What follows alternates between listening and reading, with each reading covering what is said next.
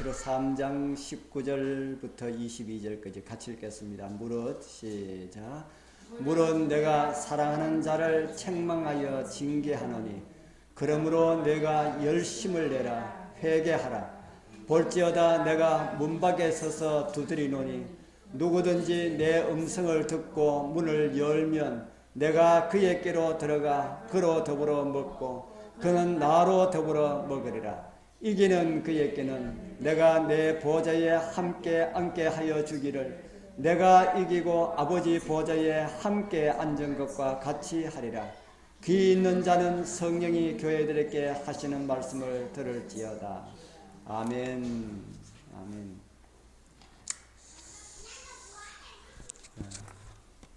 추운 그런 시절인데 잘 지내셨습니까?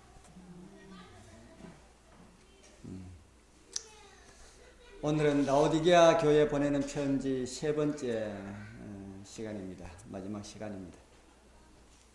지난번에 어떤 말씀이었는지 기억이 나십니까? 어떤 말씀이었지요? 네 가지 권면의 말씀을 주셨습니다. 첫 번째는 차든지 어떤지 하랄까요? 차든지 덥든지 하라. 두 번째는 사랑으로 역사하는 믿음을 가져라. 그리고 세 번째는 예수님의 의의 옷을 입고 지내라. 그리고 네 번째는 안약을 바르도록 우리의 눈을 주님께 드려라 라는 이런 말씀을 드렸습니다. 그렇게 함으로 인해서 우리가 세상을 바르게 보고 또 구원의 역사를 바르게 이해하자. 그렇게 우리 주님께서 우리에게 말씀을 하셨습니다. 이렇게 하지 아니하면은 어떻게 한다고 그랬습니까? 이렇게 하지 아니하면은 내가 너를 토하여 이렇게 말씀하셨습니다. 참된 증인의 권면에 따라서 살아가지 아니하면은 토하여 내칠 것이다. 라오디게아 지역은 정말 이 부자 지역이었습니다. 서기 60년경에 라오디게아에 큰 지진이 일어났습니다. 뒤에서 떠들면은 저 밖에 나가라 그래요. 지진이 일어나서 정부에서 복구 비용을 보조를 하겠다고 지원을 하겠다고 그렇게 했는데 이 라오디게아 지역에서 거절했습니다. 필요 없어. 우리가 가지고 있는 돈으로도 얼마든지 복구할 수가 있어. 그러니까 지방 도시에서 나라에서 보조해 주겠다니까 우리 장유에서 필요 없습니다. 우리 장유에서 가지고 있는 돈으로 얼마든지 복구할 수가 있습니다. 그렇게 했다는 겁니다. 참 이 라오디게아 지역이 정말 이 부자 동네였지요. 부자 동네였다. 오늘 우리에게도 이런 영적 교만이 있다면은 그 교만이 우리의 삶 전체를 몰락으로 몰고 가게 될 것이다. 라오디게아 지역이 그렇게 부자였지만은 지금 라오디게아 지역은 관광객들만 맞이하는 그런 곳이 되었다. 그래서 우리는 라오디게아 보내는 권면의 말씀들을 잊지 말고 날마다 우리 자신을 비추어서 말씀 안에 살아가야 할 것입니다. 이제 오늘 그 다음에 있는 말씀을 보도록 하겠습니다. 우리가 이미 읽은 그런 말씀이죠. 마지막에 보면은 성령이 누구에게 하시는 말씀을 들으라 그럽니까? 성령이 교회들에게 하시는 말씀을 들을지어다 라는 말씀에 유의하게 되길 바랍니다. 이기는 자에게 대한 많은 말씀을 주셨습니다. 이기는 자, 이기는 그에게는 내가 내 보좌에 함께 앉게 하여 주기를 내가 이기고 아버지 보좌에 함께 앉은 것과 같이 하리라. 우리가 이기면은 어디에 앉게 돼요? 엄청난 말씀입니다. 우리가 이기면은 아버지 보좌에 나란히 앉게 해주겠다. 이런 황공한 말씀이 어디 있습니까? 우리가 예수님의 보좌에 앉으면 예수님은 아버지의 보좌에 앉으니까 아버지와 이런 나란히 이렇게 앉게 해주겠다. 그러니까 우리는 꼭 뭐 해야 되겠습니까? 우리는 꼭 이겨야 된다. 어떻게 하면 이기는 삶을 살아갈 수 있을까? 오늘 그 이김의 비결에 대해서 좀 찾아보고자 합니다. 우리는 성령의 음성을 통하여서 이김의 비결을 터득하시는 그런 좋은 기회들이 되길 바랍니다. 이김의 첫 번째 비결, 사랑의 책망을 뭐 하지 말라고요? 거절하지 말라. 물론 내가 사랑하는 자를 책망하여 징계하노니 그러므로 내가 뭐라 그럽니까?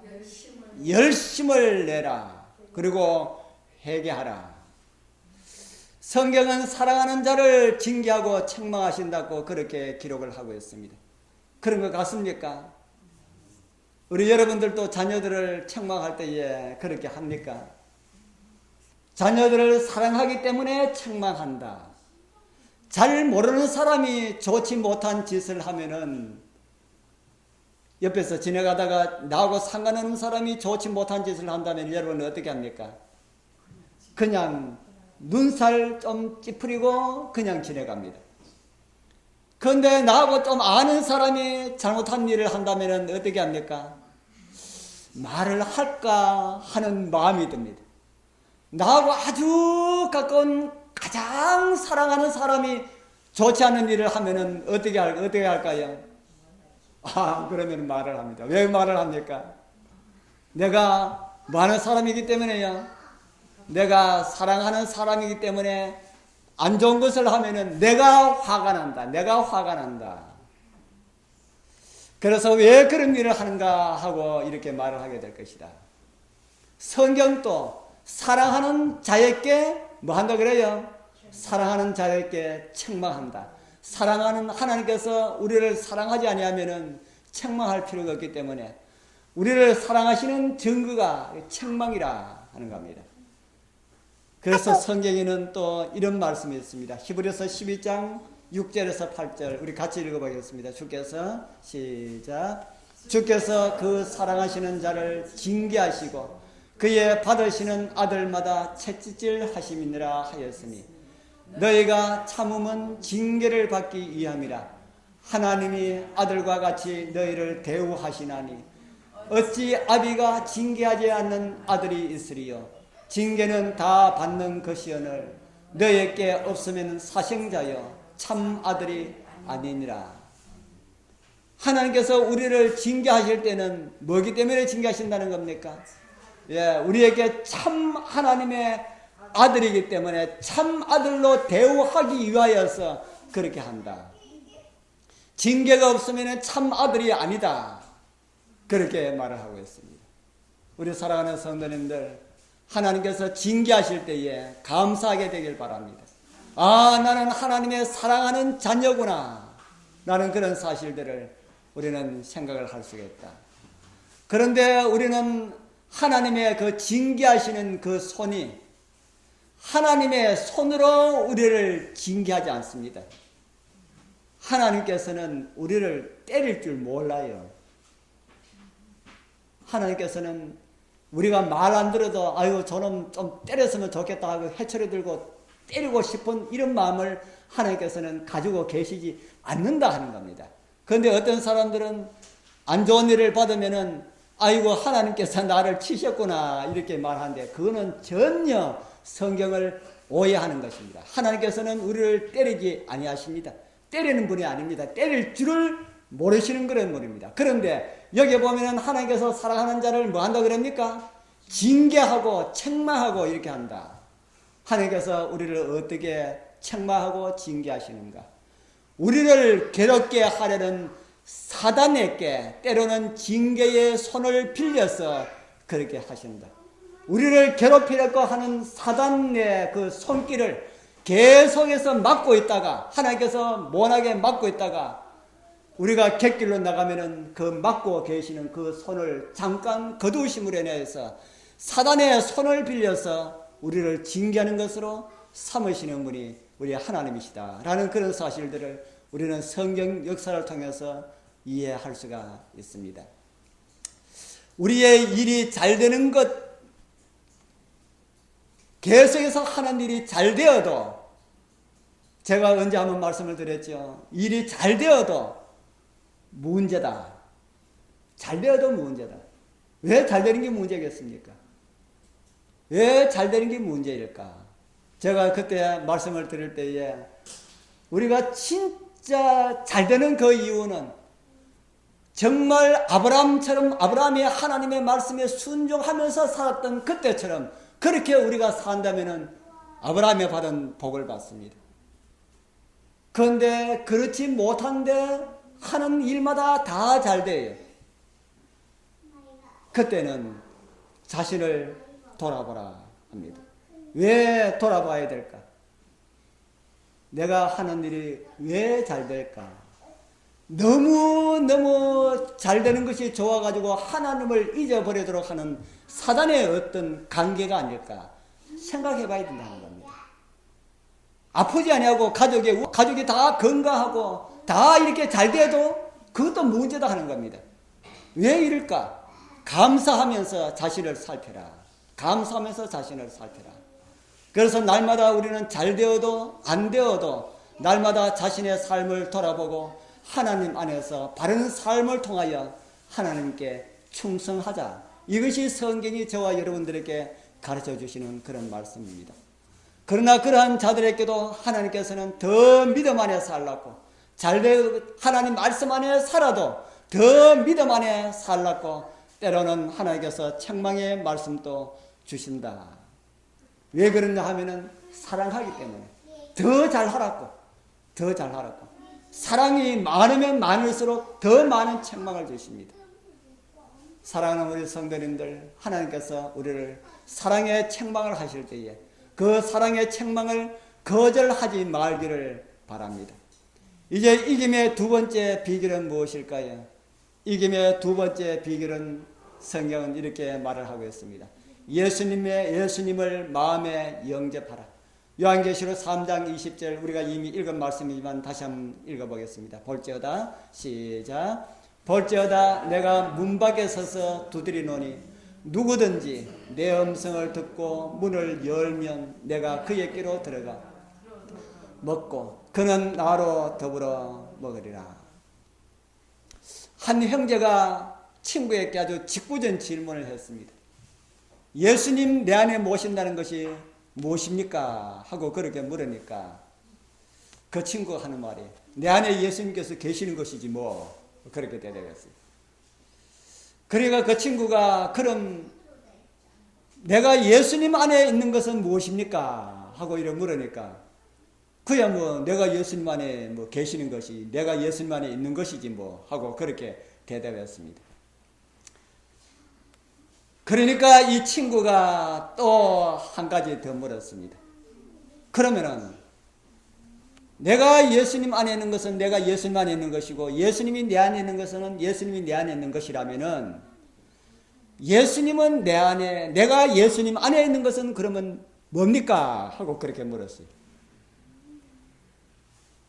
제가 지금 질문 드리는 의도를 우리 여러분들 파악하실런지 모르겠습니다. 예수님께서 내 안에 내가 예수님 안에 있는 것은 무엇일까? 내가 예수님 안에 있는 것은 내가 예수님 안에 있는 것이다. 그렇게 이해를 합니다. 아마 제7일 안식일 예수 재림 교인 말고는 아무도 여기에 대한 답을 정확하게 아시는 분들이 잘 없습니다. 그러나 우리 재림 성도들은 이런 말씀을 많이 들었기 때문에 아마 다 이해하고 계시리라 믿습니다. 그리고 예수님이 내 안에 계시는 것은 예수님이 내 안에 계신 것으로 이렇게 믿는다. 이렇게 하니까 그 친구가 그러면은 내가 예수님 안에 있고 예수님이 내 안에 있는 것은 뭐냐고 그렇게 물은 겁니다. 그러니까 그 친구가 내가 예수님 안에 있는 것은 내가 예수님 안에 있는 것이고 예수님이 내 안에 있는 것은 내가 예수님이 내 안에 있는 것이지 뭐 하고 이렇게 대답했어요. 이렇게 하니까 그 친구가 하는 말이 그러면은 내가 예수님 안에 있을 때는 예수님은 내 밖에 있고 예수님이 내 안에 있을 때는 나는 예수님 밖에 있는 것이 아닙니까? 하고 그렇게 물었어요. 제가 드린 말 이해됩니까? 예, 그렇게 물었어요. 그러니까 그 친구가 가만히 생각해 보니까 그렇거든요. 안 그렇습니까?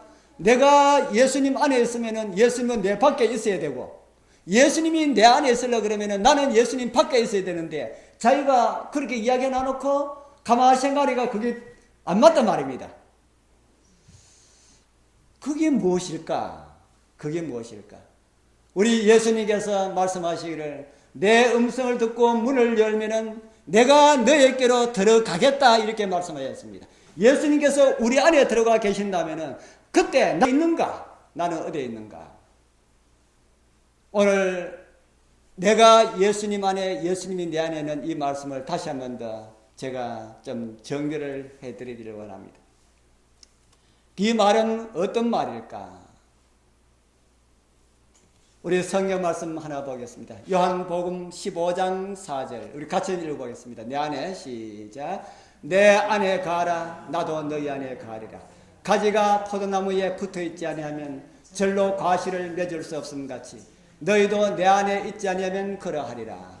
여기도 말씀하시기를 내 안에 가는 거하고 우리가 예수님 안에 가는 거하고는 동시에 일어난다. 따로 떨어진 것이 아니라는 겁니다. 내가 예수님 안에 갈 때에 예수님은 내 안에 가고 예수님이 내 안에 갈 때는 내가 예수님 안에 간다. 그러면 아까 그 친구들하고 하는 이야기를 보면은 그 어떻게 그런 일이 있을 수가 있느냐. 그런데 우리 성경은 그 일이 동시에 일어난다 하고 그렇게 말씀을 하고 있습니다. 요한복음 그 다음에 말씀에 이런 말씀이 있습니다. 나는 포도나무여 너희는 가지니 저가 내 안에 내가 저 안에 있으면 여기도 같이 그렇게 말씀하겠지요. 저가 내 안에 있으면 나도 저 안에 있고 이렇게 말씀을 하고 있습니다. 어떻게 이런 일이 일어날 수 있을까? 그 다음 말씀에 또 이런 답을 주고 있습니다. 너희가 내 안에 거하고 내 말이 너희 안에 거하면은 아까하고 똑같은 말씀을 이번에는 말을 조금 바꿔서 이야기합니다. 너희가 내 안에 거하고 우리가 예수님 안에 거하고 예수님이 우리 안에 동시에 거할 수 있는 그 비결이 있다. 그게 뭡니까? 우리가 예수님 안에 있을 때에 우리의 마음에 예수님 자신이 우리 마음에 들어오시는 것이 아니라 우리의 마음에 뭐가 있을 때예요? 하나님의 말씀이 우리의 마음에 있을 때에 예수님이 즉 우리 마음에 있는 것이다 하는 겁니다. 이렇게 할 때에 우리가 예수님 안에 예수님이 우리 안에 동시에 일어나는 것이 가능하다 하는 겁니다. 이런 것들 다른 교인들 사실 몰라요. 얼마나 우리는 복이 있는지 모릅니다. 어떻게 우리가 예수님 안에 예수님이 우리 안에 동시에 일어나게 되는가? 우리가 예수님 안에 있을 때에 예수님의 말씀이 우리 안에 있으면 우리가 예수님 안에 예수님이 우리 안에 있는 것이다. 그렇게 그런 표현이 되는 겁니다. 그러면은 우리가 예수님 안에 있는 것은 또 무엇일까? 그 다음 성경에 또 이렇게 말씀을 하고 있습니다. 요한복음 15장은 예수님 안에 우리가 예수 안에 예수가 우리 안에 있는 것을 아주 구체적으로 포도나무의 비유를 통해서 구체적으로 가르쳐주는 그런 내용입니다. 내가 아버지의 계명을 지켜서 누구 안에 가는 것처럼요 그의 사랑 안에 가는 것처럼 너희도 내 계명을 지키면은 내 사랑 안에 다른 말로 하면은 내 안에 가는 것이다.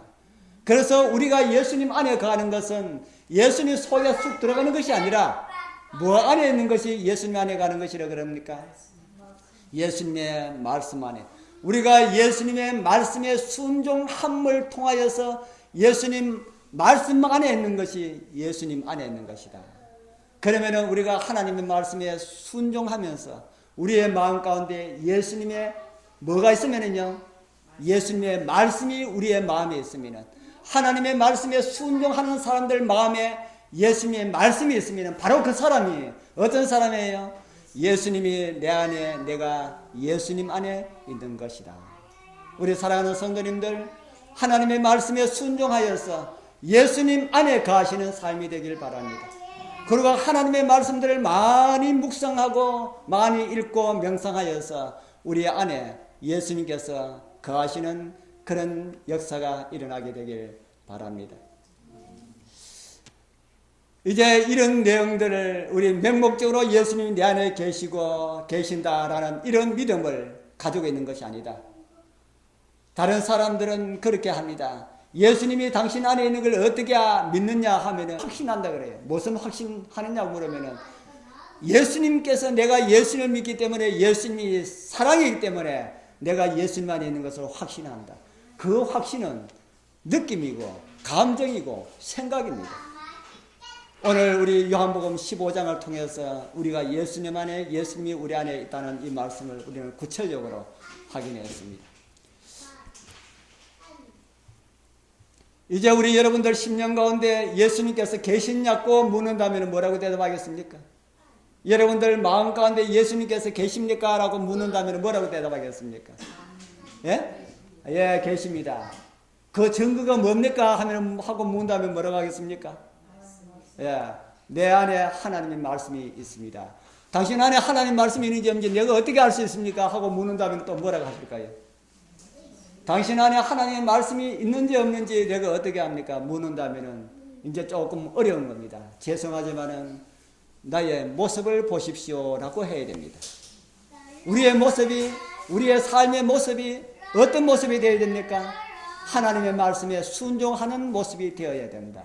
그래야만이 진짜로 하나님의 말씀 안에 있는 것이고 하나님의 말씀이 내 안에 있는 것이다. 하나님의 말씀을 우리가 아무리 외워도 줄줄줄줄 많이 외워도 하나님의 말씀에 불순종하면은 하나님의 말씀이 내 안에 있는 것이 아니다 하는 겁니다.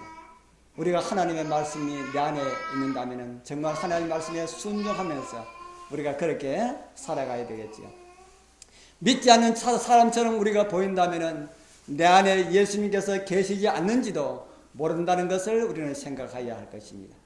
오늘 라오디게아 교회에 보내는 기별을 통하여서 이김의 두 번째 방법에서는 예수님을 우리 안에 모시라 그렇게 말씀을 하고 있습니다. 여기 말씀에 보면은 모셔라라고 이렇게 말씀하지 않고요. 뭐라고 하십니까? 모셔라라고 하지 않고 여기는 성경 그대로 표현하면은 볼지어다 내가 문 밖에 서서 두드리노니 그렇게 말하지요. 그리고 뭐라고 합니까? 예, 문을 뭐라 그럽니까? 문을 열면, 문을 열어라. 문을 열면은 어떻게 하겠다 그럽니까? 예, 문을 열면은 내가 들어가겠다. 예, 우리가 예수님을 모시기 위하여서 어떻게 그렇게 할 필요가 없습니다. 우리는 마음의 문을 활짝 열기만 하면은 누가 들어와 계신다고요? 예수님께서 우리 마음에 들어와 계시겠다. 정말 그렇겠습니까? 하나님을 믿는 사람들, 교회 다니는 사람들은 두 종류가 있다고 합니다. 오해는 하지 마십시오. 한 종류는 예배를 드리러 가는 사람이고 한 종류는 예배를 보러 가는 사람입니다. 물론 우리가 예배 보러 간다 하는 것은 예배 보러 간다는, 구경하러 간다는 그런 개념으로 말하는 것이 아닙니다. 그런데 제가 이제 구별을 해가지고 이제 말씀을 드리려니까 그렇게 말씀을 드리는 겁니다. 예배 드리러 오는 사람들은 마음을 활짝 열고 오늘 하나님께서 나에게 어떤 말씀을 주실까 해서 말씀을 받아들이기 위하여서 오는 마음문을 열고 오는 사람이고 그래서 오늘 우리 이곳에 참여하신 우리 모든 분들은 다 그런 분이라 하는 생각이 듭니다. 20세기 신학계의 가장 큰 거장으로 알려졌던 한 사람이 시골 교회에 기도회에 갔다가 기도회에 그날 설교하는 분이 그 교회에 농사 짓는 한 집사님이 설교를 했는데 말씀 준비도 하지 않고 목사님이 못 온다 그러니까 부랴부랴 이렇게 몇 성경절 하나 읽고 그렇게 하기 위해서 나와가지고 성경절 하나 읽고 뭐 알아듣지도 못하는 몇 말 이렇게 하다가 그 목사님 앉아 계시는 그것을 향하여서 여보시오 손님 당신 마음에 예수님께서 계십니까? 이 말 한마디에 그 사람의 인생이 완전히 바뀌어져서 아주 신학계에 아주 유명한 그런 사람이 되었다 하는 그런 이야기를 들었습니다. 우리 사랑하는 성도님들 우리 다 예배를 드리러 우리 하나님 전에 모이시는 그런 우리 주의 성도님들 다 되길 바랍니다. 예배를 보러 오는 사람들은 마음을 꽉 닫고 옵니다. 그런 사람들은 자신의 마음이 닫혔는지 열렸는지 이것도 모릅니다.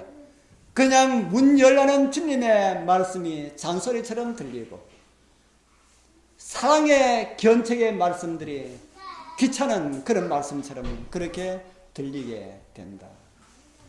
그리고 그의 사망에 이르게 하는 이런 냄새가 다른 사람들에게 전염을 시키는 그래서 다른 사람들을 자기와 같은 사람으로 만들려고 이렇게 노력하는 이런 사람들의 모습으로 나타나고 있습니다.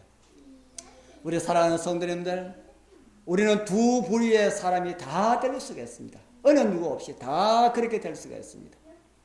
마음의 문을 여느냐 닫느냐에 따라서 이 문제가 달라집니다.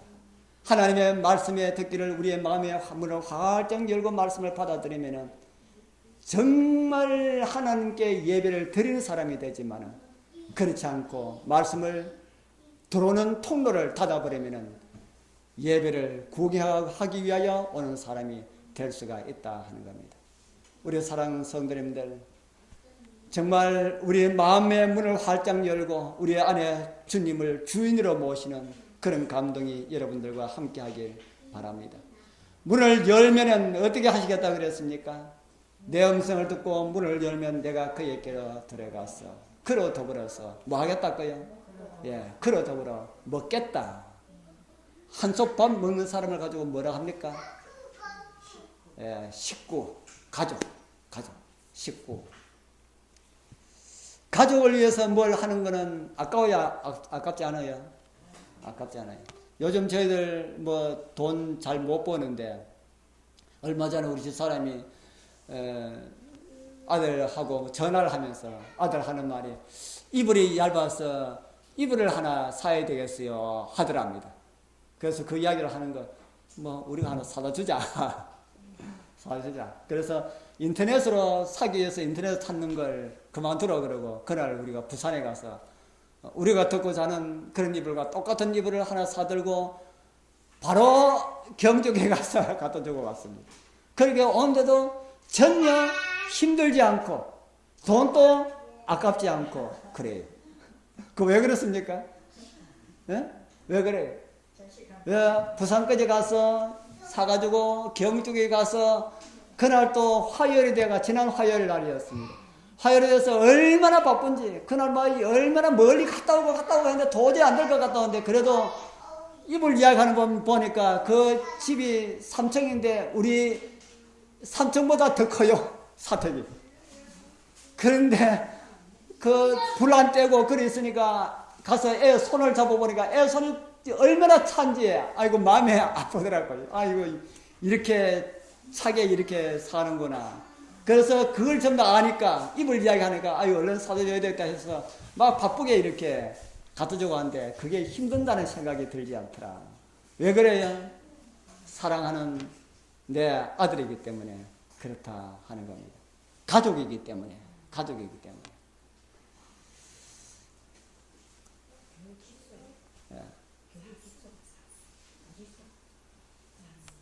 예수님께서 우리의 마음을 열어라 그러는데 마음 열지 않으면 누가 가장 속상해 할까요? 우리 마음을 열지 않으면 가장 속상해 하시는 분이 예수님입니다. 그렇기 때문에 성경에 보면은 여기 표현해 보면은 어디서 두드린다 그럽니까? 우리 문 밖에서. 우리 문 밖에서 언제까지 두드리고 있어요? 우리 마음 문 열 때까지. 우리 마음의 문을 열 때까지 계속해서 그렇게 두드리고 있다. 진짜 우리 주님 속이 상할 겁니다. 우리 마음의 문을 열지 않으면. 우리의 마음 문을 열도록 하기 위해서 우리 주님께서 십자가를 지셨어요. 그리고 십자가를 지시고 문을 열라고 하는 이 가족의 초대에 다 응하게 되길 바랍니다. 그 다음에 말씀에는 가족에게 허락하신 그 선물을 우리에게 주고 있어요. 요한계시록 3장 21절 22절은 가족된 사람들에게 주어지는 보상입니다. 같이 읽어보겠습니다. 이기는 시작. 이기는 그에게는 내 보좌에 함께 앉게 하여 주기를 내가 이기고 아버지 보좌에 함께 앉는 것과 같이 하려. 귀 있는 자는 성령이 교회들에게 하시는 말씀을 들을지어다. 아멘. 부모가 자녀에게 무엇을 하여 주기를 원합니까? 자녀에게는 가장 좋은 것은 다 이렇게 주기를 원하죠. 우리 주님께서도 우리에게 가장 좋은 것을 주기를 그렇게 원하십니다. 주님께서 우리에게 주기를 가장 원하는 것이 무엇일까? 우리 요한계시록 3장 21절을 보면은 어디에 앉도록 하는 걸 가장 주기를 원하시는 것으로 나옵니까? 아버지 보좌에 함께 앉는 특권. 시작할 때 주신 말씀, 드린 말씀처럼 함께 아버지 보좌에 앉는 이 특권을 우리에게 주시겠다. 우리 여러분들은 성경을 통하여서 솔로몬이 자신의 어머니가 방문했을 때에 자기 보좌에서 일어나서 자신의 우편 자리에 어머니를 앉도록 한 이야기 여러분들 읽어보셨지요? 우리 예수님께서 우리를 그렇게 영접해 주겠다는 겁니다. 우리가 갈 때에 예수님께서 어제 앉으셔서 그래 왔나 여기 앉으라 이렇게 하지 아니하고 벌떡 일어나서 그래 왔나 여기 앉으라 이렇게 우리를 영접해 주시겠다. 그래서 우리 주님께서는 그렇게만 앉아있는 것이 아니라 아까 읽었지요. 함께 뭐 하자 그럽니까? 함께 먹자. 여기 이야기는 단순히 함께 식사만 하자는 이런 이야기가 아닙니다. 내하고 같이 왕노릇하자. 보좌에 앉으면 왕이 아닙니까? 왕노릇하자. 그래서 성경 요한계시록에는 이긴 자들이 몇 년 동안 이 왕노릇한다는 이런 이야기가 나오겠죠. 몇 년 동안 왕노릇한다 그랬습니까? 1000년 동안. 1000년 동안. 성령이 여러분들에게 하시는 말씀을 들으시는 귀가 있는 성도들 되길 바랍니다. 그래서 황금도성 진주문 열고 이렇게 우리 예수님께서 우리를 초청하실 때에 영접하실 때에 그 자리에 다 참여할 수 있는 우리 여러분들 마음들이 다 되길 바랍니다. 우리의 마음문을 활짝 연다면 우리 주님께서 그렇게 만들어 주시겠다. 그렇게 말합니다. 우리의 마음문을 열면은 하늘에서는 진주문이 열립니다. 우리의 문을 닫고 있으면 하늘의 진주문은 어떻게 되는 겁니까? 하늘의 진주문도 닫히게 됩니다. 그래서 진주문이 열리느냐 마느냐는 누구에게 달렸어요? 나에게 달렸다.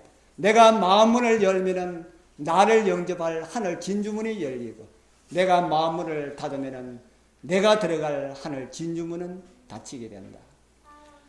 라오디게아에 보내진 권면의 말씀 이 주님의 음성으로 듣고 열린 마음으로 하나님을 경배하고 영광 돌리며 사셨다가 우리 주님 오시는 그 영광의 아침에 주님을 기쁨으로 영접하는 우리 성도님들 다 되길 바랍니다. 우리